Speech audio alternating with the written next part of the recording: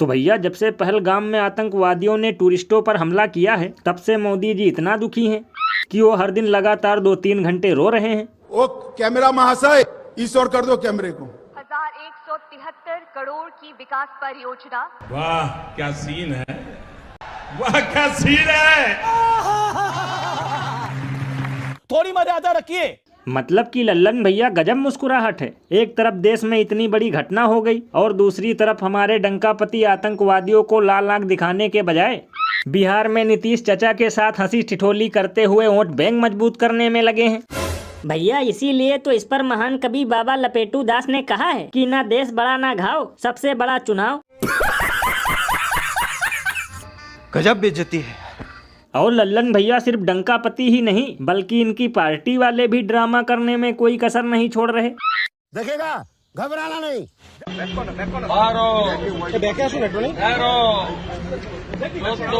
शहीद अमर रहे, अमर रहे, अमर रहे, हिंदू शहीद अमर रहे, अमर रहे, अमर रहे। तो भैया देखा, ये डबल इंजन पार्टी के वरिष्ठ नेता शुभेंदु अधिकारी हैं जो पाकिस्तान का झंडा जलाकर विरोध प्रदर्शन कर रहे हैं, जो कि काबिले तारीफ है।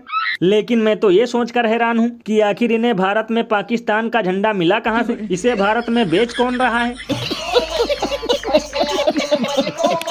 क्योंकि देश में तो ऐसा कोई कारखाना नहीं होगा जो पाकिस्तानी झंडा बनाता हो। मतलब भैया पिछले 2 दिनों से ऐसा ऐसा कारनामा देखने को मिल रहा है जिसे देखकर हंसी और गुस्सा दोनों आ जाता है। भैया इसीलिए तो लोग घनघोर बेइज्जती करते हुए ये कहते हैं कि पुलवामा की तरह पहलगाम पर ये केवल रायता फैलाएंगे और 2 दिन बाद इस मुद्दे पर घोड़े बेचकर सो जाएंगे। और लल्लन भैया सबसे कमाल की बात तो ये है कि गोदी मीडिया पहलगाम की घटना पर एक अलग ही बवाल मचाने में लगा है। मतलब ये ससुरे हर घंटे न्यूज के नाम पर हिंदू मुस्लिम करके आग में घी डाल रहे हैं।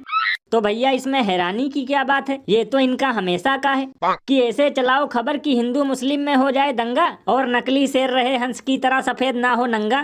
अरे बाप रे, ये तो धोती खोल रहा है। वैसे भैया इसमें इन लोगों की भी कोई गलती नहीं, क्योंकि सरकार ने इन लोगों से पहले इस घटना में हिंदू मुस्लिम करना शुरू कर दिया था ताकि सवालों से ऐसे बचकर भागा जा सके जैसे लोग होली में रंगों से बचकर भाग जाते हैं।